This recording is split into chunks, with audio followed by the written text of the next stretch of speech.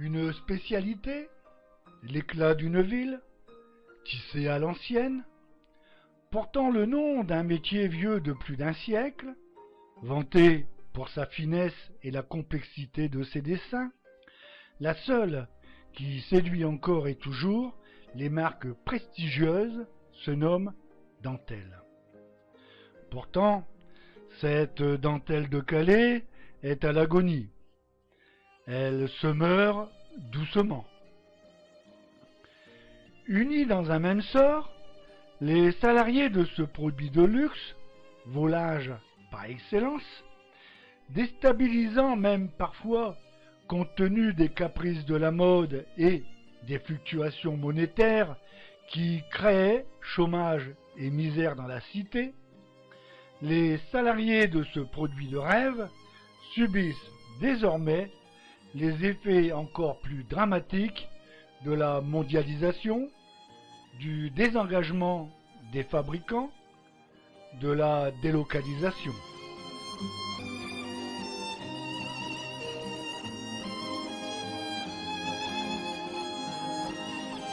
Les causes de ce désastre, de son anéantissement, les plus souvent évoquées seraient une absence de politique commune, une désunion totale de l'ensemble des fabricants Calais-Caudry,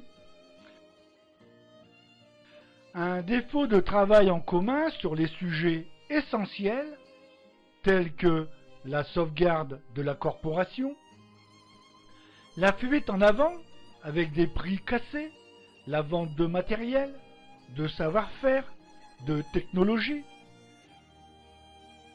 des mesures inappropriées ou tardives de la part d'administrations et des pouvoirs publics.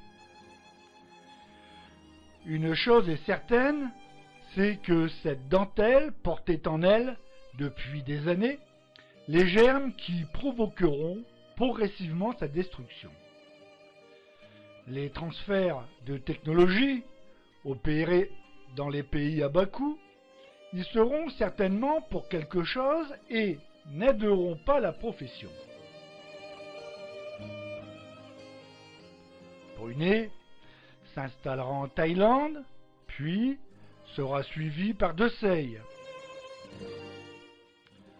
En 1992, Noyon, qui venait de racheter la marque américaine Liberty, avait plusieurs fers au feu. Nous étudions des projets d'implantation en Chine et en Thaïlande, confiera son PDG Olivier Noyon. 10 années plus tard, il installera son usine au Sri Lanka.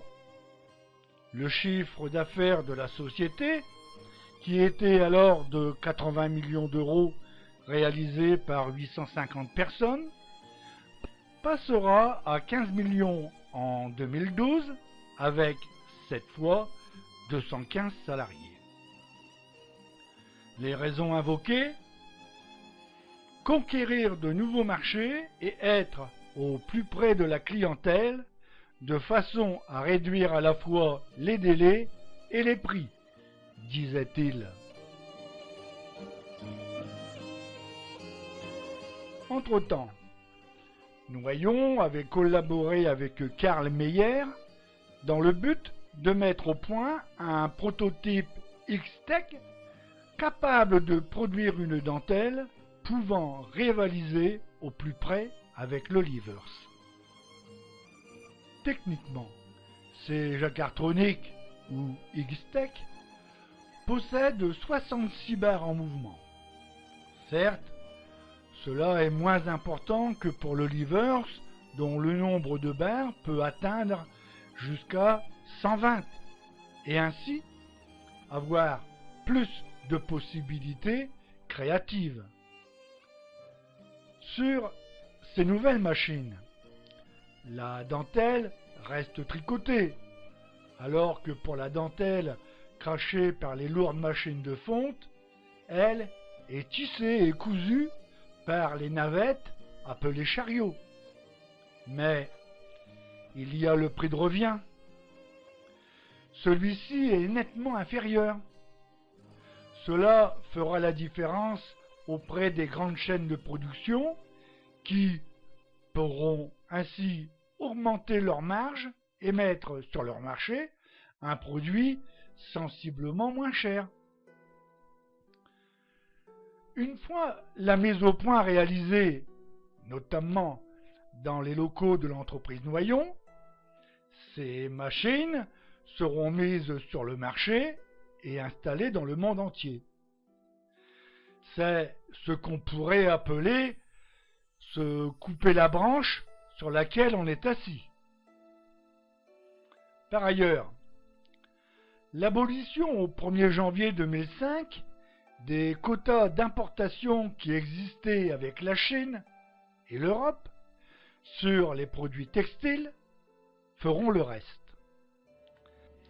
Cette suppression des quotas donnera un très mauvais coup à la corporation. La Chine, premier exportateur de lingerie, verra ainsi son marché s'étendre sans limite. Les entreprises de dentelle, réalisant encore l'essentiel de leur production sur le sol français, seront concurrencées directement par les Asiatiques avec les Textronic, Jacquard-Tronic ou Igustec, mais également par la fabrication Livers. Même une industrie de niche, comme la dentelle Livers, ne sera plus à l'abri. Concernant ce Livers, à la fin d'octobre 2006, les métiers servant à la fabrication de la dentelle de Calais et Caudry auraient été classés mobilier historique. En clair, il paraîtrait désormais impossible de les faire sortir du territoire français. C'est un savoir-faire départemental 2 fois centenaire et il y avait un danger de contrefaçon, expliquait alors Bernard Besson, en charge du dossier, pour le compte du secrétariat de la Défense nationale. Cependant, cela n'était-il pas trop tardif? Cette réalisation aurait dû être effectuée en 1981, lorsque Desseille voulait exporter 17 machines au Japon. À cette époque, alors que la demande avait été réalisée lors d'un entretien avec le ministre, il avait été répondu que cela n'était pas possible. La libre circulation des biens était alors invoquée. Pourtant. Et puis, il était dit que des métiers Livers, il y en avait dans de nombreux pays, notamment en Grande-Bretagne, où d'ailleurs Sakae a trouvé ses dernières acquisitions. Justement, concernant le japonais Sakae, celui-ci gère maintenant 3 usines et 6 agences dans le monde. Il est dorénavant la principale force productive de dentelle au monde. Dans ces usines, situées notamment en Chine, il fabrique des dentelles destinées à la lingerie, de la dentelle pour la robe, cocktail et mariée, et des petits rubans de dentelle très fine. Il exporte 60% de son chiffre d'affaires. Et il maîtrise complètement la chaîne de fabrication. Il a même racheté des équipements en Angleterre afin de fabriquer directement et lui-même les pièces nécessaires pour ses métiers Livers. Ainsi, il est devenu le seul dans le monde à intégrer la fabrication en interne des pièces pour les métiers. Pour Calais, faute d'avoir évité que ces machines puissent partir pour la Chine, il ne lui restait plus qu'à protéger son savoir-faire, redévelopper des articles que ces métiers, nouvelle génération, ne peuvent exécuter, arrêter la standardisation des produits, cesser de réaliser esquisses et dessins pour ces pays, mettre en place un fonds commun afin de protéger et promouvoir le savoir-faire. Rien de tout cela n'a été mis en œuvre. L'individualisme et l'appât du gain a régné à tous les niveaux.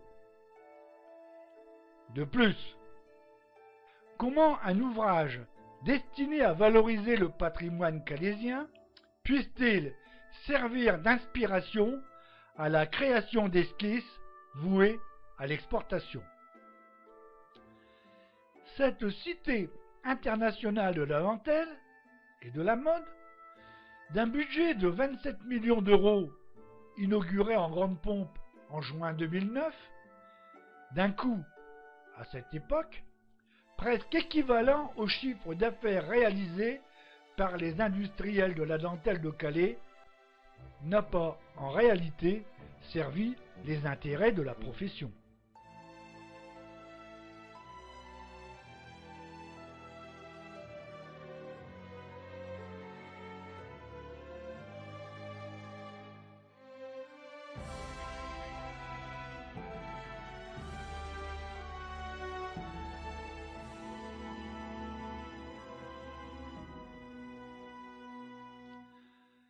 Certes, il faut reconnaître que cela était difficile, voire impossible.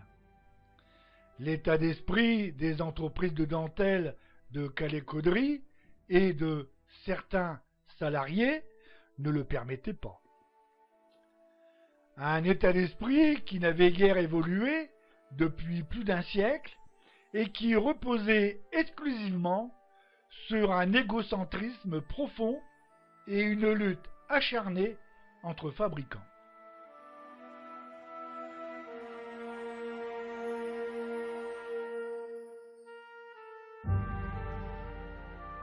Au début des années 1960, Louis Simplot, un tulliste et militant syndicaliste, avait dénoncé tout cela dans un livre blanc sur la dentelle. Il faisait alors un état des lieux complet sur l'industrie dentelière calaisienne. Déjà à cette époque, il mettait notamment l'accent sur les risques de perdition du savoir-faire et de la nécessité de mettre en place des méthodes de travail communes, d'une approche commerciale identique et de l'achat de manière groupée, etc., etc. Une vision de la dentelle qui ne trouvera jamais écho auprès des employeurs. Certes, quelques entreprises investiront, mais elles seront peu nombreuses.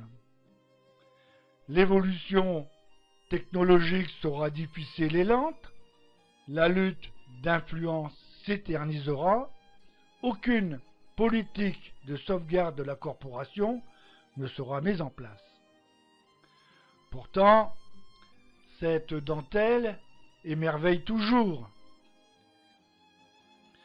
Il y a inlassablement quelque chose de vertigineux à arpenter les allées des salons de la lingerie. Nous y rencontrons ces hommes et ces femmes d'affaires du monde entier, discuter le bout de tissu au milieu de beauté fatale, évoluant en tenue très légère. En réalité, c'est comme une foire commerciale transformée dans les vestiaires du Moulin Rouge, avec, dans le passé, des budgets faramineux consacrés à cet événement par les entreprises de dentelle.